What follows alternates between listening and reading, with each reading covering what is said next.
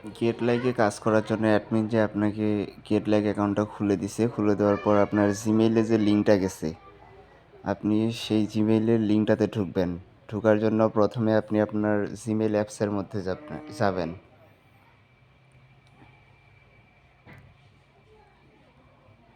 এটা আপনার Gmail apps, আপনি প্রথমে এইখানে যাবেন, এটার মধ্যে চাপ দিবেন।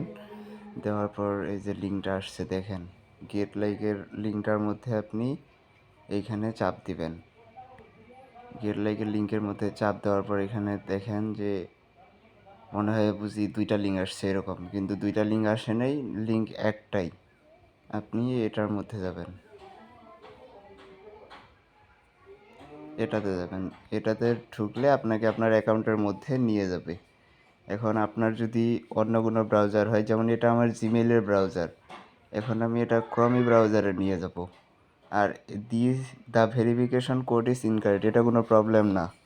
এটা আপনার অ্যাকাউন্টটা মনে করেন যে জিমেল ভেরিফিকেশন হয়ে গেছে, আর কোনো সমস্যা নাই। এখন আপনি এটা আমার অন্য ব্রাউজারে আছে, এখন এটা আমি ক্রমি ব্রাউজারে নিয়ে যাব। এই থ্রি ডটটার মধ্যে চাপ দিব। চাপ দিলে যে ওপেন ইন ক্রমি ব্রাউজার, ক্রমের মধ্যে চাপ দিলাম, এই যে চলে আসলো এরকম। আসার পর এখন আমি এই সাইটটাকে অ্যাড টু হোম স্ক্রিন করে রেখে দিব, যাতে যাতে করে আর পরে আমার ঢুকতে কোনো অসুবিধা না হয়। আমি এই থ্রি ডটটার মধ্যেই যাব আবার। যাওয়ার পরে দেখেন যে অ্যাড টু হোম স্ক্রিন কোথায় আছে, এই যে অ্যাড টু হোম স্ক্রিন, আমি এটার মধ্যে চাপ দিব। দেওয়ার পর আবার অ্যাডের মধ্যে চাপ দিব। এই অ্যাডের মধ্যে চাপ দিলে আবার আসবে অ্যাড, আবার অ্যাডের মধ্যে চাপ দিব, তাহলে আমার এই সাইটটা অ্যাড টু হোম স্ক্রিন হয়ে থাকবে।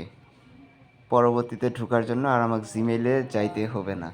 এখন আমি দেখি যে আমার এটা অ্যাড টু হোম স্ক্রিন হইল কি না। এই যে দেখেন এই যে এটা আমার অ্যাড টু হোম স্ক্রিন হয়ে গেছে। এখন আমি কাজ করার জন্য এটাকে আমি আমার সুবিধার্থে আমি এদিক সামনে নিয়ে আসলাম আর সেইখানে রাখলাম। এখন এখান থেকে ঢুকবো।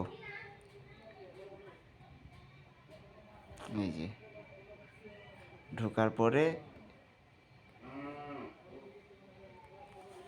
এই অপশনটায় গেলেই সব কিছু পাই যাব আমি।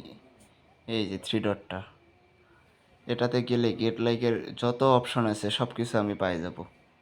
এই যে দেখেন জব এক্সচেঞ্জ, অ্যাফিলিয়েট, সব কিছুই আমি এখানে পাই যাব।